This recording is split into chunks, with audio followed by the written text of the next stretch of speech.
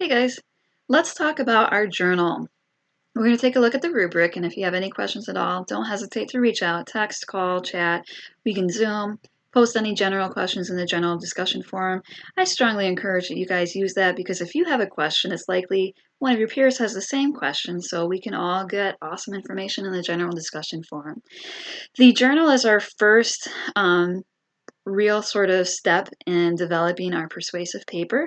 So let's take a look at the rubric and see what we're doing here. All right. It's important, I feel like, to underscore that this is a private exchange between you and I. Nobody else is going to see your journal activities. It's just a conversation between you and I. Okay.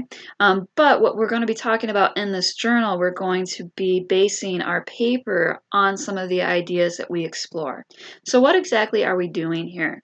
We're going to do the overview and then we'll go through the rubric step by step. So, bear with me, I'll try not to be super long.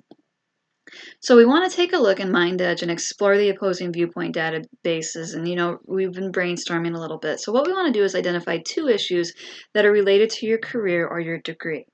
So think about two problems that are out there, two ideas. If you're going into business, perhaps you could explore the challenges of customer service in our changing world. If you're going into teaching, perhaps a problem could be the funding. And if you're not sure what issues or problems there are in your field, do a little bit of research or pop onto that general discussion forum or text me and let's have a conversation. And I'm definitely here to help you with brainstorming as well. So identify two issues that are related to your career. And then for issue 1, we want to write a fully developed paragraph. And guys, a fully developed paragraph is 5 to 8 sentences. It's not 2 sentences. And we'll talk more about paragraph development in the future. So for issue 1, write a fully developed paragraph of 5 to 8 sentences. Explain either side of the argument. So, if we're talking about government funding for education, what are the pros for it? What are the cons for it? So that might help you brainstorm a little bit here. So explain the two arguable sides to the issue, and then explain how the issue relates to your field or your degree. Okay? And then for issue 2, do the same thing. State the issue, present the two arguable sides, and explain how it relates to your field. Now, we're writing a persuasive paper in this class, so essentially what you're going to be doing is taking one of the issues that you discuss in your journal and picking a side and arguing it, okay? And we'll talk more about that in our MindEdge and in our future course discussions as well. But if you have any questions, let me know. So that's the first critical element that we want to address. Pick two issues, talk about both of them, present the arguable sides. The second step that we want to take in this assignment is after exploring your arguments related to your issues, take a moment to consider the bigger picture here. Briefly reflect in 1 to 2 paragraphs on the importance of persuasion for the issue that you're most likely to write about. Be specific because this information is going to help guide you as you work on your project in the coming weeks.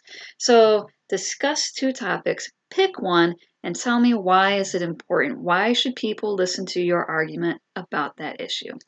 Identify which side you want to argue, and also, super important here, guys, identify your potential audience. We're going to talk a lot about audience awareness this term because essentially you cannot win an argument, you cannot win at persuasion if you don't know who you're talking to. And as we'll discuss later on, I am not your audience, I am your teacher. Who are you presenting this argument to in the bigger picture? Okay? Pick 2 issues, talk about the arguable sides, choose one, explain why it's important, pick out your audience. Now let's take a look at the rubric. These are the specific nitty-gritty critical elements. Again, we have proficient needs improvement and not evident. Remember, needs improvement isn't terrible. It just means that maybe here's a place where we can improve upon on our next part of this assignment. Issue 1 is our first critical element. Do you identify a potential issue that has 2 clear arguable sides and demonstrates how it's related to your career or your degree? So do you present issue 1 and say, here's a problem, these are the 2 sides that we can argue, it's related to my degree because. Conveniently, issue number 2, same exact thing. Present a second issue, what are the arguable sides, how is it related to your career or your degree? The next critical element is argue. Do you identify which side might be argued if this issue is pursued for your final persuasive essay? Do you say, bam, that's what I want to argue? And then do you identify your audience? Who are you trying to convince of this issue? Who is your audience? Who are you talking to? And then you'll notice in most of our assignments, we either have writing mechanics or articulation of response. And again, this is just Are you using good grammar? Are you using your citations correctly? That kind of stuff.